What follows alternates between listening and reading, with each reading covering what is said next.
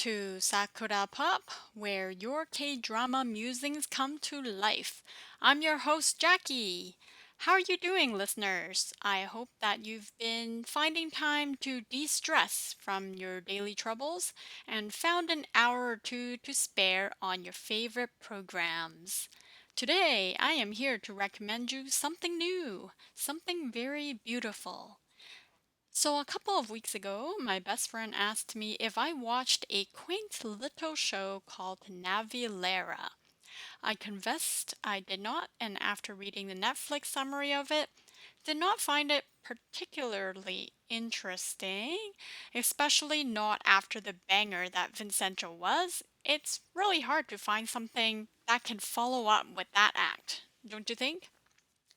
However, there is one factor that is more convincing to me than any summary or online review: the fact that my normally not K drama inclined best friend, with her picky taste, is actually inquiring about K drama as a whole. The friend who once proclaimed she prefers documentaries and who wouldn't bat an eyelash when I mention amazing K drama shows. I'm sure many of you have friends who don't share your passion for K drama, so if you were in my shoes, wouldn't you be completely taken by pleasant surprise that finally your hobby is being shared? Wouldn't you think, in a slightly devious manner, time to expand your circle of people who discuss K drama with you? Now, this friend of mine told me that what appears to be a sleeper is certainly worth watching. She didn't gush about it, she is very subtle in her inquiries, and the show is not exactly a type of show that one gushes about very overtly, because that will take away the graceful elegance from the watching experience. One can only admire lovingly at the quality acting and quality message such a show delivers. Ladies and gentlemen, I am excited to introduce to you Navillera. Navillera is centered around two main characters: a boy who is in training to become a legendary ballet dancer, and an old man in retirement who decides to live his dream of going on stage as a, a ballet dancer. This sort of summary will either catch your eye or turn you off. Ballet is one of those subjects that is far out of reach for most of us. We love our musicals, we love concerts. Heck, I've even watched my share of interpretive dancing, which is considered a new and hip contemporary art form. But ballet is certainly not at the forefront. In fact, I know exactly two things about ballet: Swan Lake and the Nutcracker. If you, my dear listener, know even less than this, then I in no way, shape, or form blame you for the lack of knowledge. It's simply one of those dance forms that are rarely hyped, advertised, or generally understood. Perhaps in old European cities brimming with history like Paris or Vienna, the recognition of this old dance form receives much more accolade and recognition. Navillera centers on a profession and a hobby I have never lent a thought to, and I have not ignored the major plot point that deserves discussion: the fact that the show is about men who does ballet, one of them a man pushing his 70s. Let's not kid ourselves and let's give each other a chance to recognize our gender biases. How many of you automatically paired the image of a girl in a tutu dress when you hear the word ballet? Yet, of course, there are male dancers, because all types of dancing have both male and female counterparts. Plus, ballet tells stories, and there are male protagonists and characters and villains in stories. In total, then, there are no fewer than three unconventional ideas presented in Navillera. The first being gender, the second being the art form of ballet itself and its relative anonymity in the new worlds, the worlds that are not as acquainted with ballet. And the third being seemingly the most improbable of all as a concept, an older gentleman engaged in ballet, learning it, brand new, with zero prior knowledge. None of these ideas have been presented meaningfully in K drama history, and certainly not all together. Perhaps that is what is so brilliant about Navillera. They made the seemingly impossible possible. Let's start with Chae-ryo as a main character who has a believable premise with a straightforward path. He can be the next big star and is training under the wings of a star from his previous generation. However, Chae-ryuk has his personal troubles. He's a youngin', barely out of high school, yet already living alone, struggling to make ends meet and missing his parental figures. He seems to be disconnected and emotionally distant, and his teacher sees all of that. But his teacher also sees that he has potential. So the journey for Chae-ryuk is easy to understand. He's battling a slump, which the show tells us he's in, and he must find the will, the strength, and the emotional support to help him get past his slump. The second main character is Haraboji, referred commonly in the subtitles as Mr. Shim. I'll refer to him as Haraboji from here on because that's how the drama refers to him verbally. Haraboji is undergoing a sort of existential crisis. His kids are all grown and settled. He and his wife are comfortably retired, which is when he decides to pursue his long lost dream of learning ballet. In episode 1, we see his daily life, his interactions with his grown children, his wife's assessment and meddling in the children's affairs. I get the sense that Haraboji has been restless for a good number of years, as if something was missing in his life. He's fulfilled all of his tangible needs home, security, money, but he has not fulfilled his emotional need. As an audience watching, it is important for us to recognize this that in our struggle to build our lives, we compromise and make decisions at key life stages about what we think we must give up in order to obtain something, be it success, money, reputation. So it is all too easy to sympathize with the nagging feeling of wishing you could go back in time and pursue what you really wanted to do, but had to give up for a greater cause. Perhaps you missed attending higher education, wanted to travel a lot more, were told to not make music as a career, or followed someone else's footsteps to take over a part of a family business that maybe you wouldn't want to have a part in. We've all been there, a lot of unpursued dreams. People are used to hearing follow your dreams as if it is a magical panacea, a mantra to solve all of your problems. But sometimes it is just not feasible to pursue a dream when something else is on the line and more urgent. The most brave would have pursued it anyways, while the rest of us prefer to not throw caution to the wind and act sensibly. So let's spare a moment to forgive our past selves for choosing one way or the other. Because as we learn in Navillera, there's always a second try. And hence, the drama ties its most significant message to its viewers is that you can always start now. Heck, you can even start if you're 70. And that is exactly what Haraboji did. His resolve is astoundingly strong.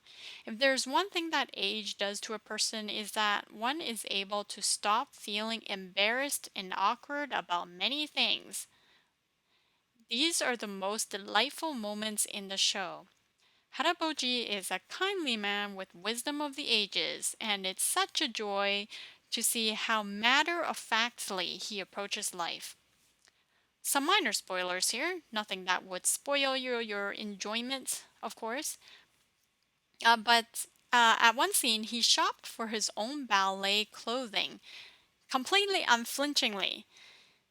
Even though, he got some stares from the saleswoman, and it should seem like one of the most awkward shopping trips ever.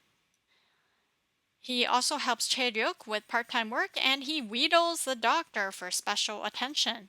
There's no discomfort and there's no awkwardness, just typical Harabojiness.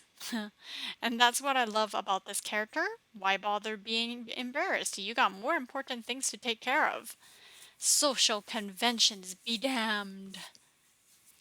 Despite age, Haraboji shows the same zest for getting things done as he always had. You're only as old as you let yourself be, which is a very charming message that I think many of us needs from time to time. If you are a younger person, you won't be I believe you'll be more sympathetic to Chaedrok's cause. And while if you're older, then you'll definitely find more to identify with in Haraboji. There is something for everyone. Chaedrok, he is a petulant adolescent who has just become an adult, and he seems immediately less likable compared to Haraboji, but from the looks of things, that will surely change. Episode 1 gets off to a very slow start. In fact, I skimmed through most of it, but every episode afterwards is a gem. Haraboji brazenly goes about his business and expresses his thoughts, outlook on life, and wants without any shame or without any thought of embarrassment. That is a difficult thing to do because it feels like society always expects or stereotypes people. But Haraboji has had 7 decades of practice, so it's fun. It's fun to watch him put those years of experience to work. Chae-ryuk, in the meantime, is a much younger individual, and he is ironically less energetic as somebody who is 50 years his senior. He lacks will and generally seems like an emotionally drained person. Haraboji is on the opposite end of the spectrum, veritably a vessel of life and excitement and energy. Hence, they are such great foils of each other, and it's a great commentary of what age means and what it does not mean. You can also see them clearly leaning on each other despite Chae-ryuk's reluctance. He wants to be a independent individual capable of meeting his own needs, which he's obviously not because he is very young and inexperienced in life. Chae-ryuk is helping Haraboji fulfill his long lost dream, and in return, it on the first outlook doesn't seem like he's getting anything out of it, but he also doesn't know how much affection he's been deprived of, and how terrible he is at self care, and how lost he is. So Haraboji sets an example for him, defends him, and gives him the unconditional care that Chae-ryuk has been unconsciously yearning. At the beginning, it really looked like a one-way deal where Chae-ryuk is the receiver of all this goodness, but episode 4 to 5 uh, brings his attitude a huge facelift.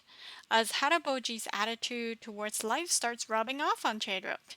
And I think from there on, it'll be a much stronger relationship that's equal and benefiting for both characters. There is an additional piece of social commentary in Navillera. I believe it's saying something about alternate genders and the senseless bias to attach any one thing strongly to gender. Ballet is not just for girls, as we know. Eventually, Haraboji's pursuit is found out by his family, and their reaction is nothing short of varied and immensely interesting.